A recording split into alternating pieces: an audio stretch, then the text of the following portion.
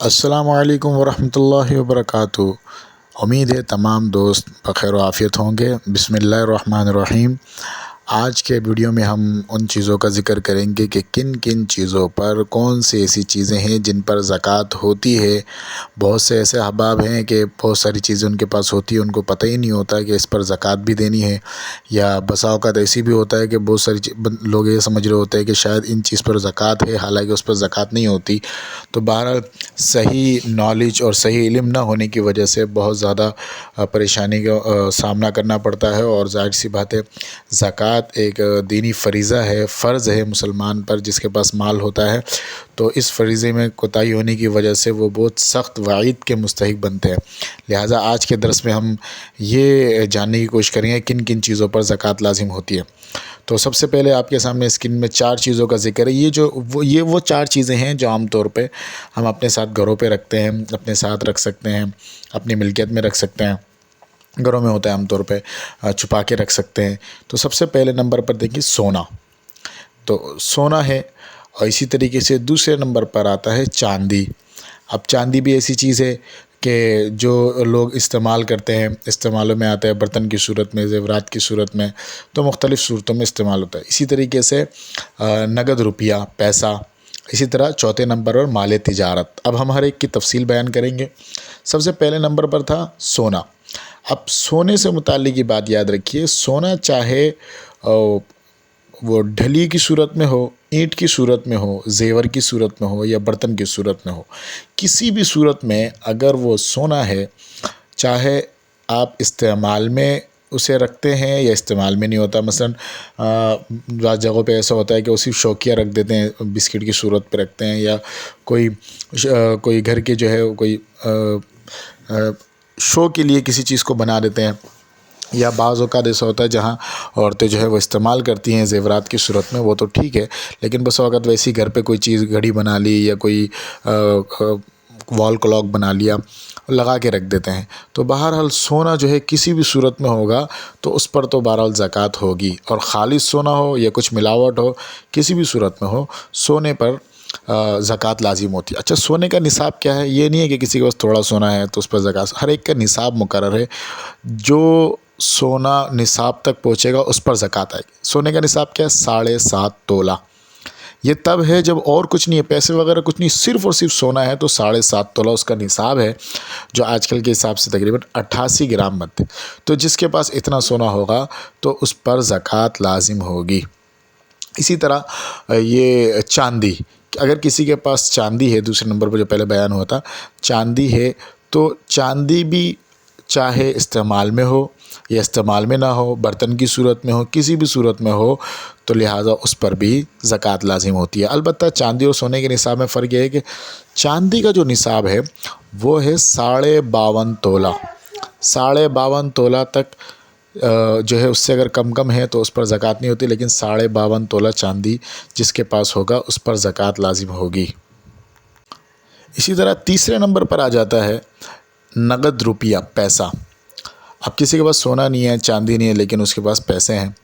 اب چاہے نقد جو پیسے ہیں، روپیہ ہے، چاہے وہ اپنے پاکستانی کرنسی ہے، ملکی ہے، غیر ملکی ہے، بینک میں رکھا ہوا ہے، یا اپنے پاس ہی محفوظ ہے، یا کسی کے پاس ضمانت رکھوا دیا، رکھوا دیا، میرے پاس تو نہیں ہے، یا کسی کو قرض دیا ہوا ہے، ملنے کی امید ہے، تو قرض بھی دیا ہوا ہے لیکن وہ ہے تو آپ کی ملکیت، اس پر بھی زکوٰۃ بنے گی اگر نصاب تک پہنچتا ہے۔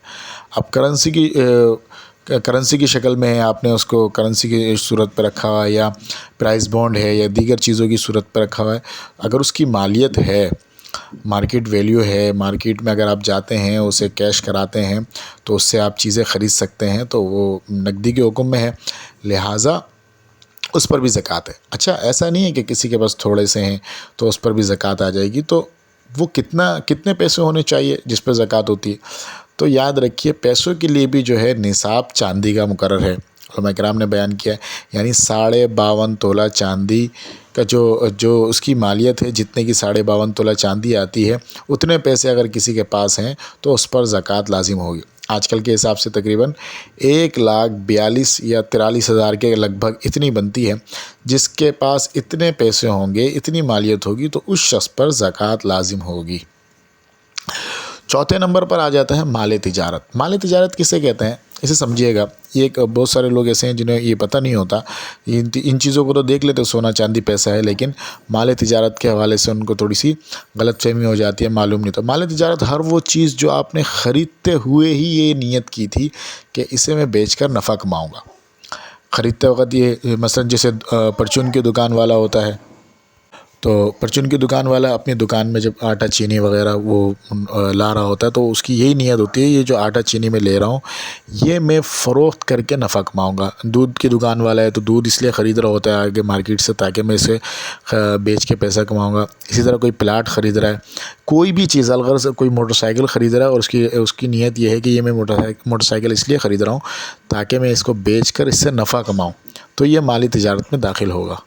इसी तरह ये एक और शर्त भी ये लगाई कि ख़रीदते वक्त तो नीयत थी और ख़रीदने के बाद उसकी नीयत बरकरार भी हो। अगर ऐसी सूरत पेश आ गई, ख़रीदते वक्त तो ये इरादा किया कि चलो इसको बेच के मैं नफ़ा कमाऊँगा, लेकिन बाद में ऐसी सूरत आ गई कि उसने कहा मैं ख़ुद ही इस्तेमाल कर लेता हूँ, लिहाजा उस सूरत में वो माल तिजारत से निकल जाएगा। तो जो माल तिजारत होता है उस पर ज़कात होती है। उसका निसाब क्या है, कितना माल तिजारत होना चाहिए?